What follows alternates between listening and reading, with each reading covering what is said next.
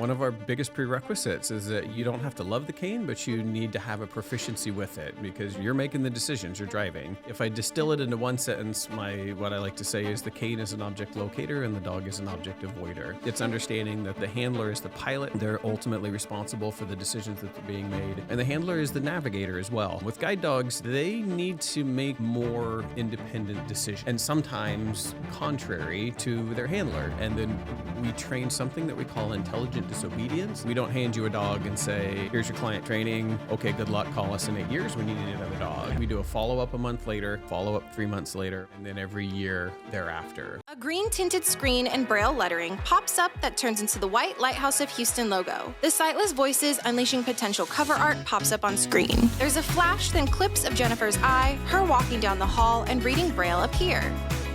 A montage of clips from episodes of the podcast begins with Jennifer talking to our guests and smiling. It zooms in on the Sightless Voices Unleashing Potential cover art.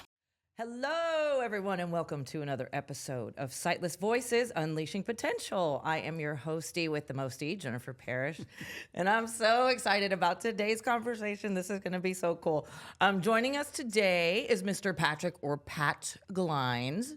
He's the CEO of Guide Dogs of Texas and a guide dog mobility instructor with over 30 years of experience in the field, which is crazy. Pat's journey has taken him not only across the United States, but also to other countries where he has helped shape and elevate guide dog programs around the world. So that's super awesome. Today, he leads efforts at Guide Dogs of Texas, and he's focusing on improving training quality and ensuring that every client's needs are met with precision and care. So let's get into it. But before we do, we are going to describe our set for our blind and low vision listeners and for all of our listeners. We are seated in blue chairs with wooden tables next to us. Behind us is a white brick wall lit with blue lights and a neon lighthouse sign. So, yay, let's get into it. So, Pat, thank you for coming. You're awesome. I've just met you for 5 minutes, and I'm like, this guy's cool. So I'm so happy to be here. Thanks for having me. I appreciate you. Yes, sir. Yes, for those who are blind or have low vision, I am devastatingly handsome. Long, flowing hair that's not thin or gray at all. Pat got jokes. Pat got jokes. All right. Could you start by telling us a little bit about yourself and then what drew you to the world of guide dogs? Sure. I graduated college and had an illustrious banking career that was not speaking to me at all. And a friend of mine who had been a friend since high school ended up losing his vision. So I was with him through that journey, and after he received all of his O&M and living skills training, he decided he was going to get a guide dog. And while he was training with this dog, I remember going to visit him and just being a little bit overwhelmed at the environment. Like, it's helping people with disabilities, it's working with animals, it's teaching, and those are all things that I was really passionate about.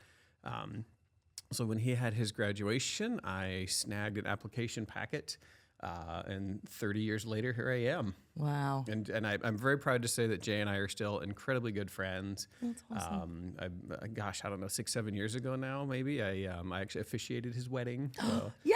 Yeah, so that's very cool. It's still a wonderful friendship, and one of my favorite parts of that story is after that first dog, 7-8 years later, he came to get a second guide dog. Nice. And he ended up getting a dog that I had trained.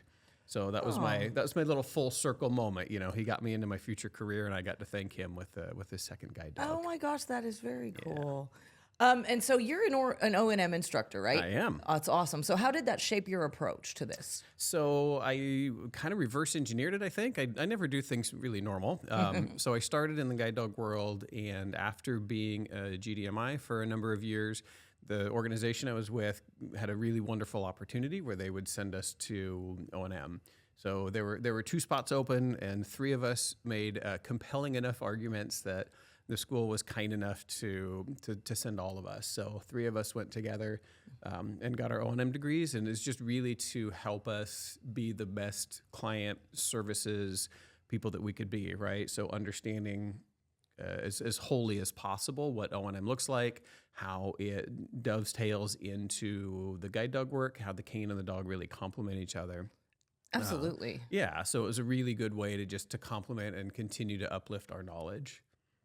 Awesome. And yeah, I do notice that, there's some guide dog users that they're like, okay, I'm leaving homeboy at home tonight. Yeah. You know what I mean? And so obviously there does need to be some cane training involved as well. Yeah. And so that's a thing. Yeah, one of our biggest prerequisites is that you don't have to love the cane, but you need to have a proficiency with it because you're making the decisions, you're driving. Yeah. So, and even when somebody has a guide dog, I always encourage to keep your cane skills up because you never know when you got to leave homeboy home, or if your dog gets sick, or the worst thing about dogs is that they don't live long enough. Yeah. So if you're in between dogs, it's really important to keep those cane skills up. Absolutely. I didn't even think about sickness because, man, I mean, if dude is sick, like you got to still go That's where you it. got to go. You got to go, and they're not making good decisions if they're not feeling so No. good. Yeah, absolutely not.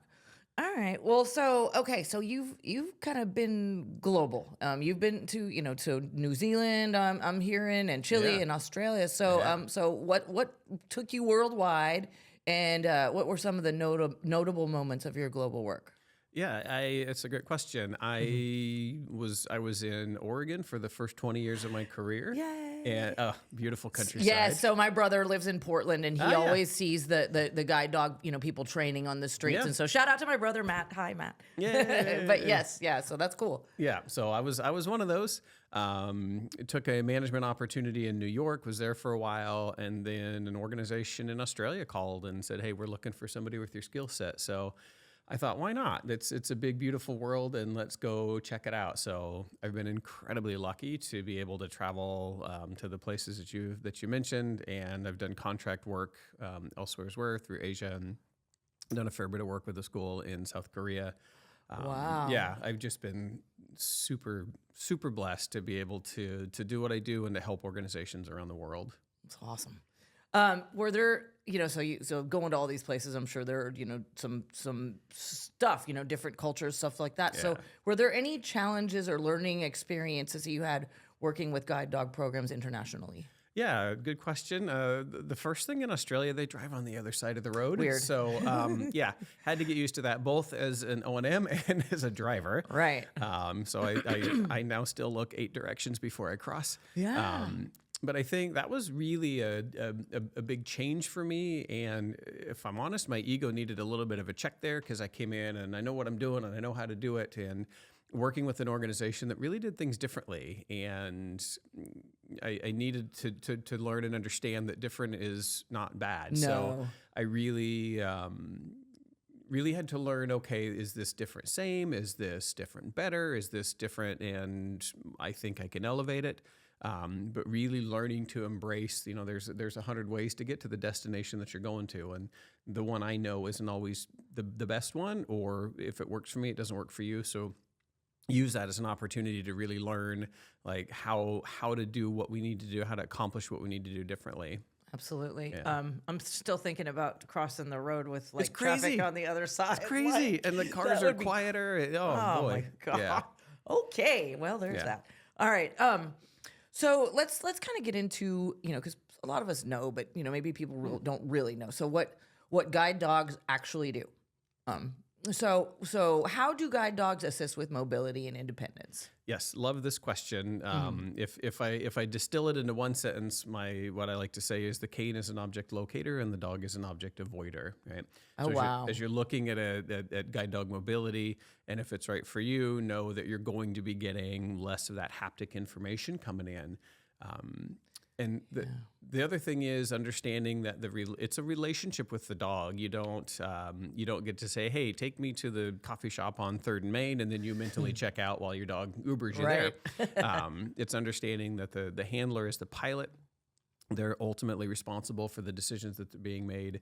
And the handler is the navigator as well. So they need to know where you're going, what the intersections look like, what the traffic controls look like, approximately where in the block that you need to turn to find your door. And then I say that the role of the dog is the safety navigator. So the dog is there to help you along that journey and help you to get there safely.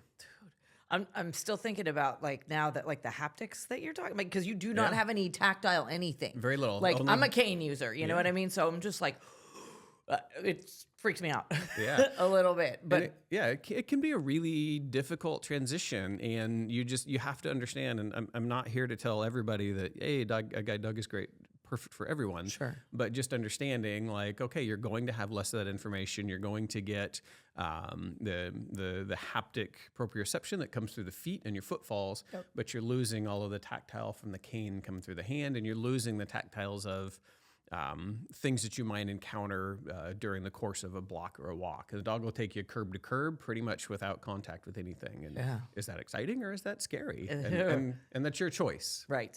Exactly. So I was recently at a conference and I made a friend there and I know Emmy, but she has a guide dog.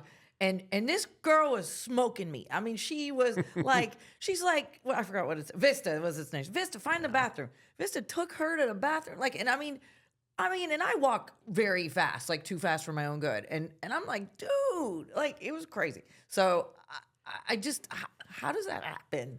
Like, it's crazy to me. Yeah. So I think that's a little bit related to what I was just talking about. Yeah. Like without all of that extra information, you can move a little bit more fluidly typically. Sure. And when I work with people and we're just getting started, even before you get the dog, I'm going to take you for a walk with an empty harness just to get a feel for like what is a comfortable walking pace without using the cane, right? If you were to follow a dog. But it's a lot of people who use dogs. One of the things they appreciate is that they can typically walk a little bit quicker than their normal pace without the dog. That's cool. Yeah. Okay, then. So what makes a guide dog different from other service animals? So I will come in with a caveat that I've only ever been a guide dog trainer, but I've worked in an organization where we train both, and I have friends who are in both camps. So with that caveat, I will say one of the primary differences is most service dog training is a stimulus response. So I cue the dog, hey, pull me in the wheelchair, and the dog pulls. Hey, go into the room and turn the light switch on, and the dog does that. Hey, here's my credit card. Put your feet on the counter and hand it to the clerk. That kind of thing. Oh, wow. With That's awesome. guide dogs, it's amazing. The things that dogs can do for us are incredible. Yeah. With guide dogs, they need to make more independent decisions, right? And sometimes contrary to their handler. So, for example, if somebody has a little bit of a left tendency, they can be cueing their dog to go to the left, and the dog actually has to learn how to counter that and push you right. Or if you're a little bit misaligned for a street crossing and you're going a little bit, you veer exactly. That dog's trained to counter you or to fight you. Like, hey, nope, we got to come this way. Yeah. So they're trained to do that. And then we train something that we call intelligent disobedience, which is if you give a dog a cue and the dog deems it to be unsafe, they're taught to override you. So the easiest explanation that we do is we train the dogs how to react when they see a vehicle as a threat, right? So if I cue the dog to initiate a street crossing and the dog sees a vehicle and says, no, that vehicle is a threat to us, the dog's trained to refuse the cue and stand there and wait. So it's really a big sense of trust that you're building. Huge. Wow. Huge trust. Huge my trust. God. You're giving up some of that control to the dog. Yeah. And there's a big learning curve. Most clients will say it's typically 6 to 12 months before they really feel like they're one unit with their dog. Can you share a story that illustrates the life-changing impact of a guide dog? I could probably fill the rest of the day with those stories. I bet you could. And that's why I do what I do. Yeah. But I had one fairly recently, and I trained her with the dog, and we did a 3/4 of a mile route, and we sat for 15 minutes halfway through to catch our breath. I went to visit her 6 months later, and she described the route that we were going to be doing on our aftercare visit. And I thought, wow, that's really long. Yeah. And we cooked through this route. And at one point, she stopped to catch her breath for about 10 seconds on a corner. And I said, I have to say, like, your fitness has significantly improved. And she kind of smiles and says, I know, and I've lost a few pounds too. Ah, right? man. And so it's the holistic impact of that dog, her mobility. She's finding it's easier to travel and navigate in the environment with the dog, but having that dog to motivate her to get up and get out every day, having that dog needing to get out and walk caused her to get out and walk more.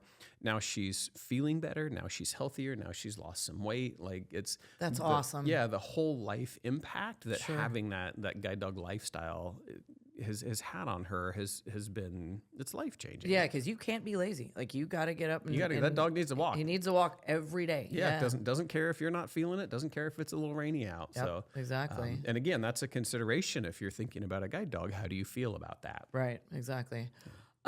Okay. So let's talk about client guide dog partnership. So how do you match dogs with their clients? Well, sometimes I say 2 shots of tequila and a dartboard, but not really true. So we've been working with these dogs. The formal training is a 19-week program. So we've been working these dogs 2-3 routes a day for 19 weeks. We know them well. We understand what their natural working pace is, like how they handle different environments, what they need if they're distracted or unfocused, right? So then we start to compare that with our wait list of clients and say, okay, who aligns, right? This dog and this client, do they align on pace? Do they align on environment that they live in? And really take a lot of time to look at, to make sure that we're making as good a match as possible. And it's a little bit art and a little bit science and a little bit just experience, but it's one of the things that I really pride myself on. Yeah. And then when we think we have a match, we will let that particular client know. We will meet them wherever they are, and we'll do a trial walk. So you get to take a test drive, try it before you buy it. Right. Exactly. So you get to walk the dog, and that makes the client a part of a process, which I think is really important. They have buy-in, they have say, and that's all. All of those things come together to help us figure out exactly how we make the best match we can. Yeah. So do you like when I know they go out to facilities like say in Oregon or here in Texas or wherever and get and get trained. So do you match the dog with the person before they go, or is it matched when they're there? So the way we do, different schools do different things. The way we do it is we will come to you. We will take a test drive, see how you like the dog. If you like the fit and if we like the fit, then we will schedule that client training. Okay, got it. And for Guide Dogs of Texas, all of our training right now is done in your home. So we'll send an instructor to wherever you are. We'll stay in a hotel nearby. That's awesome. And then train you in your home. Yeah. Yeah. So there's no camp. There's no camp. Whatever. We do have a facility. We're making some renovations to it, so eventually we will get to a point where we do have a camp. But one of the things that's important to me is understanding what the client's needs are, and if you want that camp, that dormitory style training, we'll do that with you. If you don't, we had a woman who the thought of living with a couple of strangers in a strange place was mildly terrifying. Yeah. So no worries, we'll train you completely in home. Yeah. And my favorite model is we bring you in for a week or two, do all the fundamental training at our site. So by being away from your environment, you can super focus on the dog, and we cook and clean, and that's not so bad. Yeah. I'm a pretty good cook. Nice. And then we go home with you, and then we go, okay, what's unique and interesting? Like everybody's HEB parking lot is different, right? So we'll teach you how to navigate the very individual pieces of your environment. Find the brisket queso. I hate the HEB. It's the best. Sorry. Shameless plug for HEB. Okay, so Who, by the way, has been a wonderful sponsor of Guide Dogs of Texas. yeah? They really have been a great supporter. That's very cool. So we will shamefully plug them or whatever it is. Shamelessly Zero plug them. Shame. No shame. Zero shame. No shame. Yes, props to HEB. That's very awesome. They're wonderful to us. That's awesome. I love it. Cool. Okay, so what kind of training do the clients receive when they work with the guide dogs? So the clients will get that initial pre-match done, and if that works, then we block 2 weeks of time out, right? So we'll come and we'll train you in your home environment. The first week is really focusing on fundamentals. These are the transferable skills. So how to make a left turn, how to make a right turn, how to follow your dog as it navigates around things, how to do street crossings, how to manage your dog when they get distracted, because they're still dogs. They're wonderfully bred and raised and trained, and sometimes they still get distracted by the squirrel. So we teach you how to manage those situations as well. Yeah. And then kind of the second half of that training is, okay, what are the unique routes that you do, or what are the individual components of your lifestyle? And we work with you and your dog on that. That client training is flexible. If people want or need a little bit more time, we will accommodate that. We've got that built into our timetable. And so it's a work with the client to see where they're at and what their needs are, and we meet them there. That's awesome. Just kind of tailor it to what the client it's is very like. individualized. That's very cool. Because we're all unique. Yeah, absolutely. How do you ensure long-term success and safety for both? That's a great question. And I think one of the things that really helps set Guide Dogs of Texas apart is that we don't hand you a dog and say, here's your client training. Okay, good luck. Call us in 8 years. We need another dog. Yeah, really? We do a follow-up a month later, a follow-up 3 months later, 6 months later, and then every year thereafter. So we really do a lot of aftercare to make sure that we're finding little problems while they're little problems, helping you navigate whatever it is that you need to navigate. And then inevitably, right, we do our visit and great, you're good for another year. And in 2 months, something weird happens or they completely demolish your intersection and you call, hey, I need help. We'll make sure to get somebody out there. Usually Lawrence will be at your door within 24 hours. Oh, wow. But yeah, we really endeavor. At our core, we are a client services organization. Like the clients are, Jay is why I do this, right? So Yeah. making sure the clients are getting the best service that I can give them is why we're here. 24 hours. That's very cool. And you guys obviously work all over Texas? We do. We're all over the great state of Texas, which it's a big state. It's a big state. Lots bigger than Oregon. Yeah, much bigger than Oregon. Smaller than Australia, though. Yeah, true that. Yeah, Absolutely. and that's one of the things that helps set us apart is having that more regional model versus a national or international model. Is that we're typically able to be a little bit more flexible and adaptable in the service that we provide. That's awesome. What does the puppy raising process involve, and then why is it so critical? It is absolutely critical. So you're taking in this 8-week-old bundle of fluff and fur and joy and puppy breath, and working with our staff, raising this puppy to set it up for the best potential to be a guide dog. So they really, in those moments, need to learn house behaviors and how to be a good citizen out in public. And those puppy raisers really get the dogs used to going anywhere, seeing anything, so that when they come in for formal training, we don't have to work on that socialization piece. They're ready to go. That's awesome. Yeah, and we have a really strong puppy raising contingency here in Houston and in Katy as well. So any local Houston listeners, if you might be interested in raising a puppy, reach out and we'll be happy to chat. We always need more. Oh, puppy that's raisers. Awesome! I can think of a few people that would love that. All right, let's call them. Right, my mom probably. How you doing, Mom? Hi, Mom. Anyway, all right. Well, cool. So let's talk about Guide Dogs of Texas specifically, because I want to kind of get into your organization. Yeah. So what sets Guide Dogs of Texas apart from other programs? Yeah, a couple of the things that sets us apart would why you choose us is we do have that regional model, so that when you graduate, if you need care, we're much more accessible and easier to get somebody out to help you. The dogs are born and bred and raised in Texas, so they're used to this environment, right? It can be hard sometimes for a dog to go from one environment to completely a different one, right? And we don't have that issue with ours. Oh yeah, because of snow and all that kind of other stuff. Wow. Sure, and different allergens and pollens can have an effect. Yeah, and then the other thing that I mentioned before too is we try to be as absolutely flexible as possible with clients in terms of, do you need in-home training? Do we need to work around your job? Do you want to come to us? Whatever it is that you need as a client, we really work to try to accommodate everything we can for you. It's not this is our model. You choose to fit it or you don't. It's like, what's going on with your life, and how do we work with you with that? Yeah. What does meeting client needs truly look like in your work?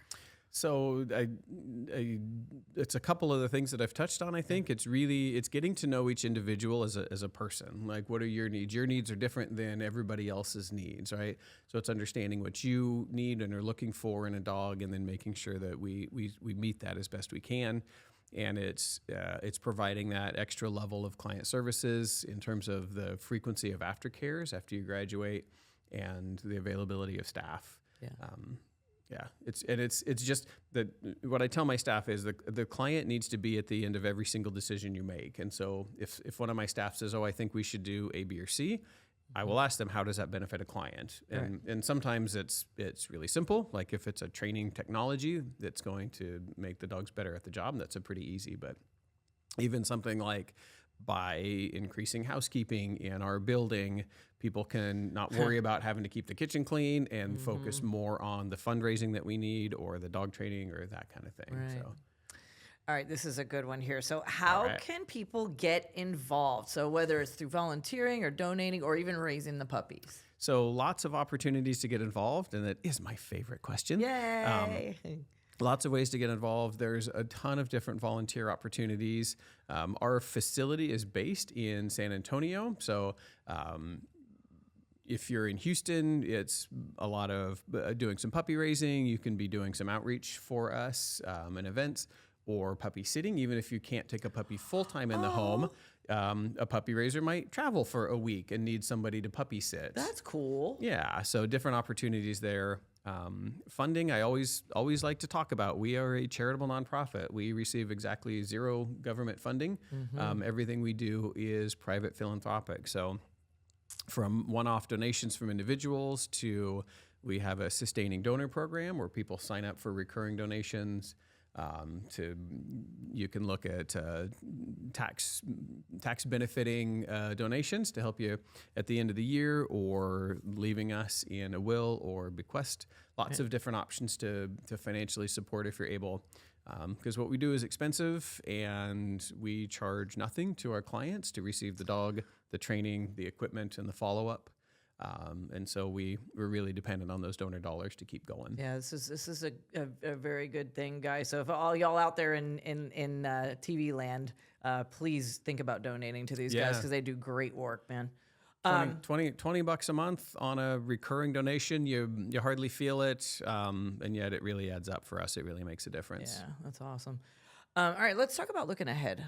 So what are your future goals for the Guide Dogs of Texas? So my future goals are what I like to say, sustainable growth. So we have our wait list right now is typically 2 years or more, and that's not acceptable to any of us. So there's a really high demand. So really focusing on building our breeding program, building that puppy raising program, but making sure that we're doing all of that sustainably, right? I don't want to grow so fast that I'm spending more than I'm bringing in, because I want this organization to outlive me.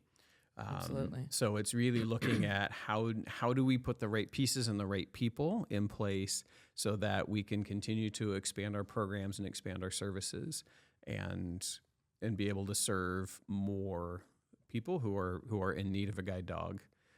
And then always looking at, I'm a student of CQI, continuous quality improvement model. So looking at how do we train the dogs better? How do we train the clients better? How do we provide better service?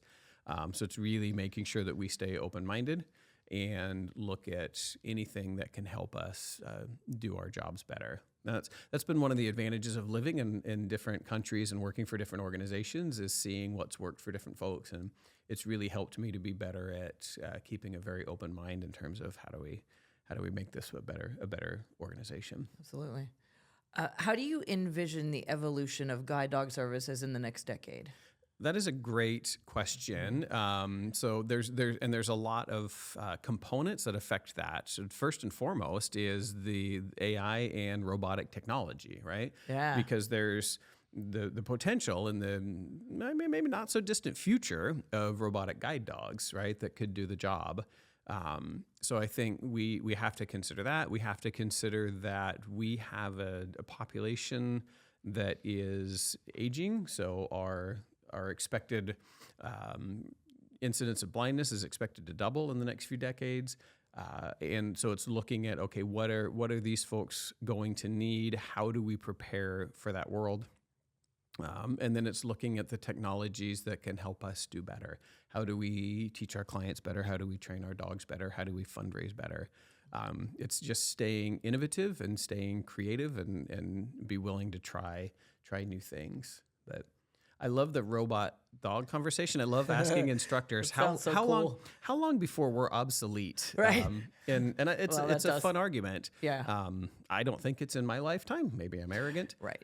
Because the dog provides more than just mobility.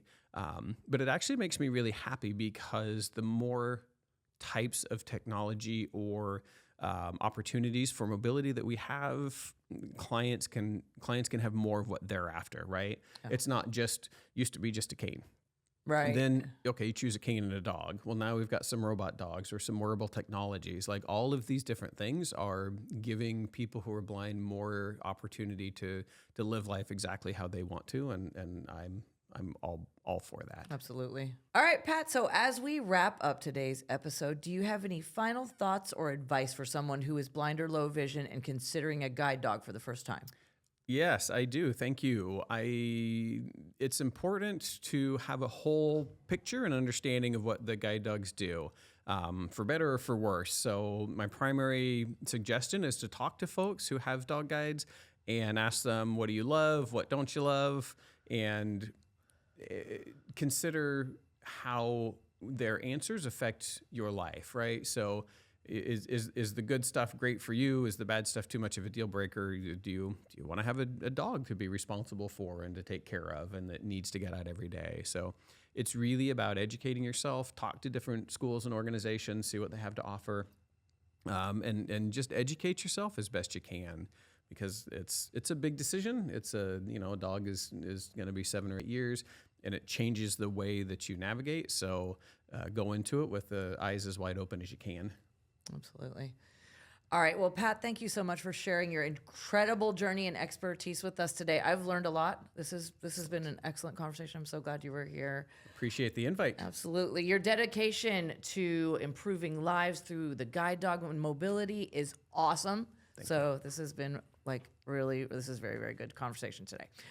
To our listeners, that we hope that Pat's story encourages you to explore new paths, advocate for accessibility, and support organizations like Guide Dogs of Texas, because they need the support. So go out and donate, guys. That's it. GuideDogsOfTexas.org is our website. Thank you. And we're on all of the socials. There you go. GuideDogsOfTexas.org. Okay. You guys can find other episodes of Sightless Voices Unleashing Potential wherever you get your podcasts or on our YouTube channel.